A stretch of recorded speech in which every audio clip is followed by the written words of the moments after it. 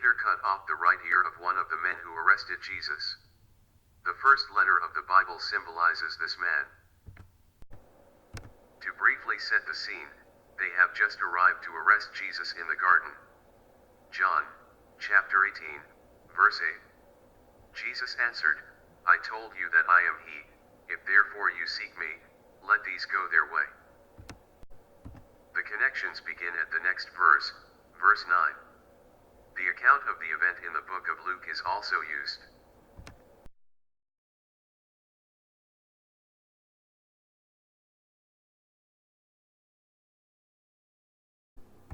Now, let me address how the letter I can be used to represent the man, despite the fact that, in the context, I actually refers to Jesus.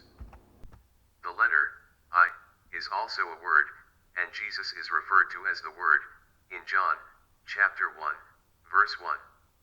A few verses later in John, chapter 1, verse 3, it is stated that all things came into being through Jesus.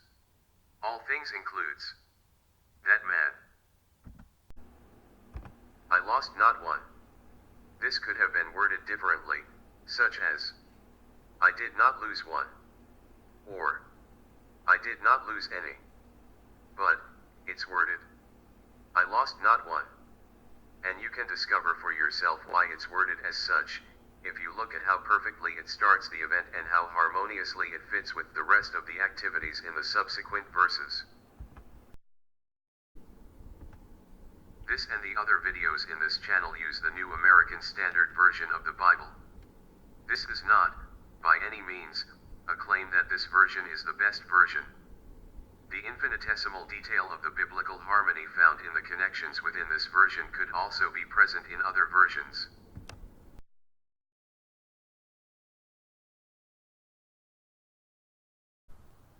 So, with the eye representing the high priest's slave, Malchus, how does the phrase, I lost not one, symbolize the cutting off of his right ear? As with all the videos in this channel, pause the video now, or at any point, if you wish to try to discover things for yourself.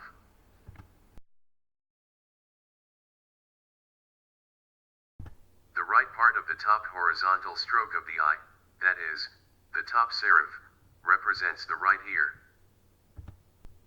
If the right ear is cut off, the remaining part of the eye resembles a 1. So, the right ear is the not one portion of the eye. Therefore, when the ear was cut off the eye, it lost its not one portion.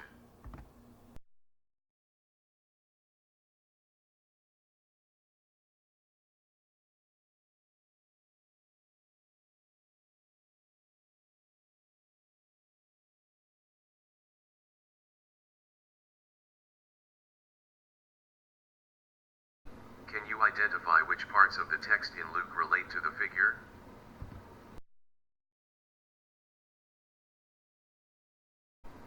The main hint is punctuation.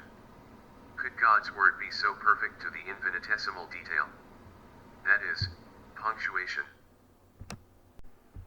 Luke 16, verse 17 states, But it is easier for heaven and earth to pass away than for one stroke of a letter, that is, projection of a letter, a serif, of the law to fail.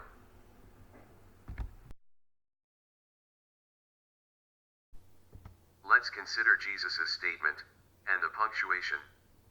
Let me do this, comma, quotation mark. The comma resembles an ear.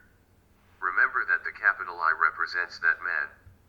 So, the bottom of the eye represents the ground. Therefore, the comma resembles an ear that is on the ground. In the same way that a comma resembles an ear, the quotation mark resembles two ears. Not only that, but the two ears are at the top of the line of text, just as ears are at the top of that man. Therefore, the symbolism is, once Jesus finishes saying, Let me do this, what follows the word, this, is what he is going to do, which is to place the ear, the comma, back on the man's head, such that now the man has his two ears again, The quotation mark.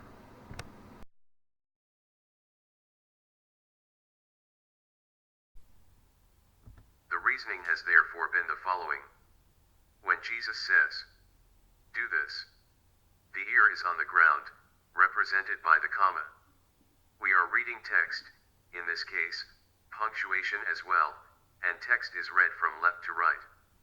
Therefore, with respect to the comma and the quotation mark, the comma represents the present, and the quotation mark occurs in the future, since time passes from left to right.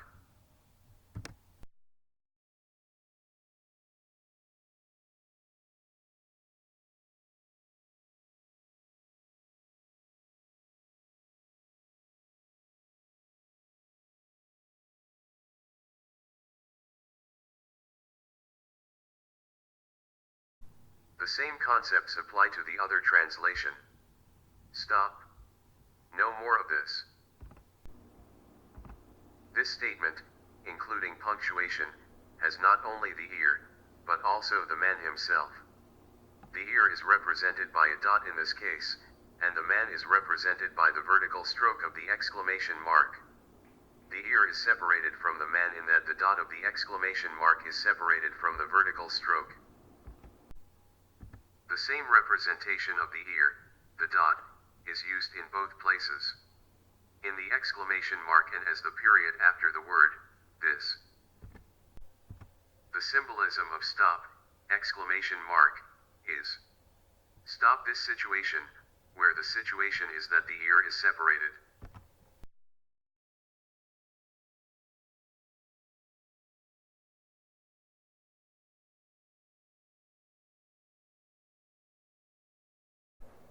There is one more part of the text in Luke that relates to the figure. It involves a non-contextual meaning of a two-word phrase in the text, and it involves breaking one of the words in that phrase into two parts. Let's consider the possibility that God's word is so perfect that it is acceptable to look for connections to even non-contextual meanings, and even words broken down into their components. If we do so, we see that this final connection, especially when paired with the previous connection in this video, is perhaps the most interesting one. See if you can find another connection within. Let me at least do this.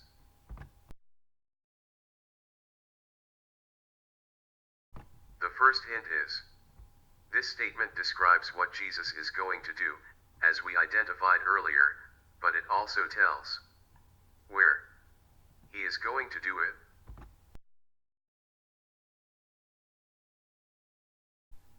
The next hint is, the word, at, in the phrase, at least, can also mean at a location.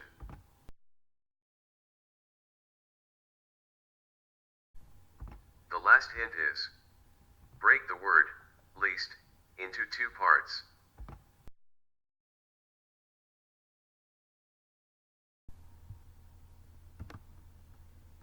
The word, least, can be broken down into, L, and, east. The letter, L, resembles a, one, which is the man without his right ear. The right ear is on the east side of the L.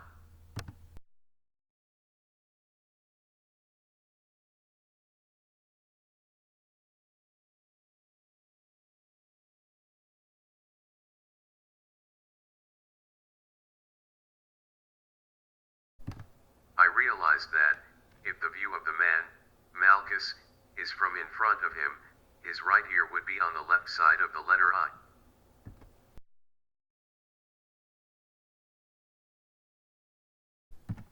Nevertheless, even this has connections with the verses in John, chapter 18, since the letter I could symbolize Peter himself. In other words, Peter, when looking at the man, was looking at Peter's mirror image. In a mirror image, left is right, and vice versa.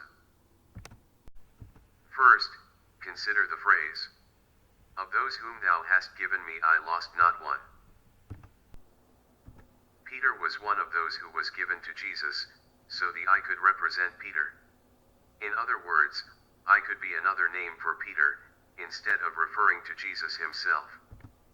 Next, consider the fact that the man was the high priest's slave. In Hebrews, chapter 3, verse 1, Jesus is called a high priest. And Peter was, in a sense, Jesus' slave, since Peter was Jesus' possession who did what Jesus commanded him to do. Peter was Jesus' possession for the reason just mentioned. He was given to Jesus. Lastly, consider a general concept that is in Matthew's version of this event. In Matthew, chapter 26, verse 52, Jesus said all those who take up the sword shall perish by the sword. So basically, the connection with this event is, what you do with the sword will be done to you.